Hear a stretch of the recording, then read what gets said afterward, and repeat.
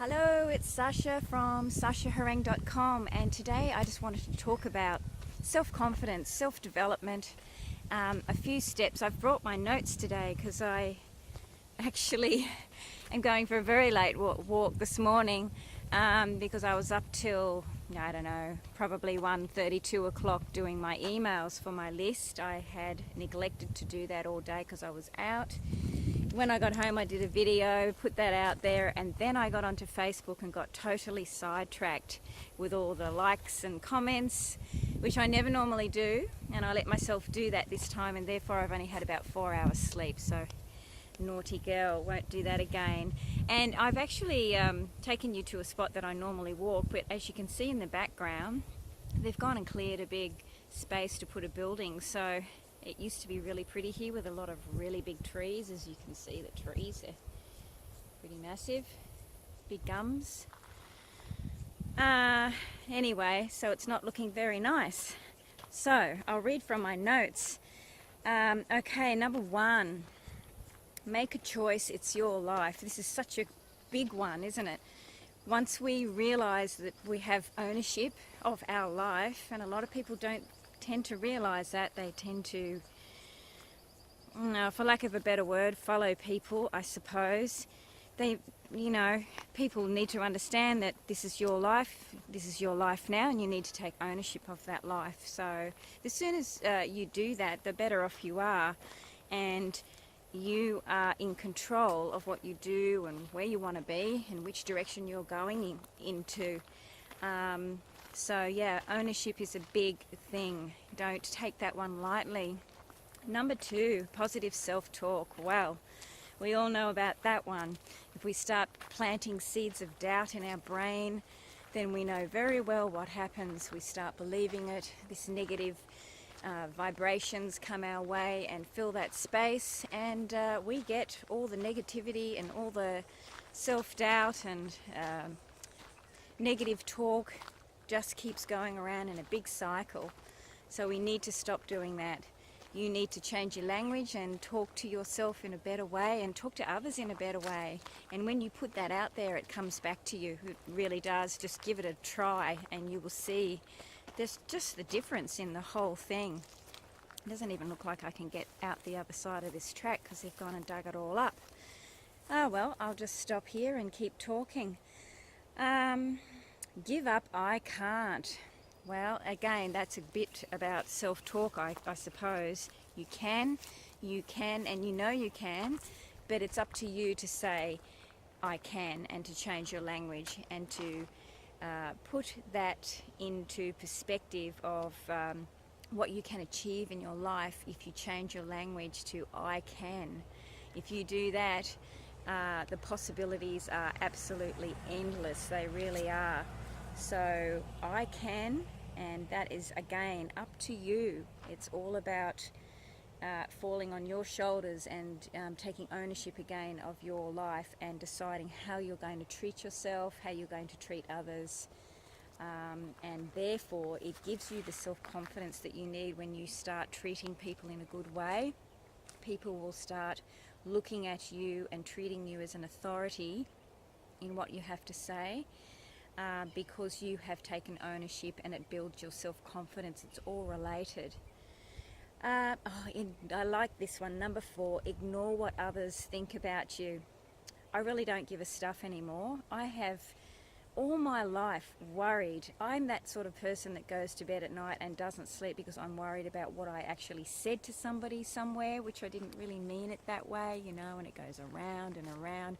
What is the point to it all? There is absolutely no point. It's taking me this long to realize that it doesn't solve anything, doesn't solve problems. And most of the time people aren't really taking in what you're saying, some frivolous thing anyway. They really don't care, and they're usually thinking about what they're going to put on for dinner that night, or thinking about something else in their life. So do not worry about what people think. If you're, for example, an online marketer, a lot of people who think, what are you doing now? Another crazy harebrained scheme of yours. Well, I like doing what I'm doing, and I'm going to achieve great things, and no one's going to stop me. because I have that mindset now, and I understand that it is all in your mind. You are the only thing holding yourself back, so you're holding your self-confidence back as well. So that is such a big one. And the last one is do not dwell on your failures. I don't look at anything as a failure anymore. I look at it as an experience and as an education. Things don't go the way I thought they were going to go. So what? What in life does really go the way you thought it was going to go? I mean, seriously, have a think about that one. Not too many things in my life have gone the way I thought it would go, and I'm in a different place than I thought I would ever be. So, and I'm happy about that, you know, and I've learned from it. One good thing about getting older is the wisdom that you get from all the things that happen to you in your life. So that's a good thing about getting older. I have to say something good about getting older. So those 5 things all together make such a big difference to your self-confidence. When you realize it really is up to you, it's all about you, this is your life, so grab hold of it and really run with it and do what you want to do in your life. It is now. It's not tomorrow, it's right now. So start today, make that choice and give yourself the chance to be the real person that you want to be. Be the confident person that you want to be by saying yes you can, ignoring everybody else, what they're telling you. If you believe something, you go ahead and do it, and just, drop the naysayers out of your life. Make the choices that you want to make because it is your life. Change your language, talk in a positive way that you can do. It will be just a life-changing thing, that in itself, if you do that. And do not dwell in your past. All our life, well, most parents bring up their children and say, give children attention, rather, when they have done something wrong. They quickly get up and chastise them if they do something wrong, right from when we're little toddlers. And that's just parenting. That's the way it seems to go. A lot of the times we don't get attention when we actually have done something really well and right. So as a parent, I now am very, very aware of that.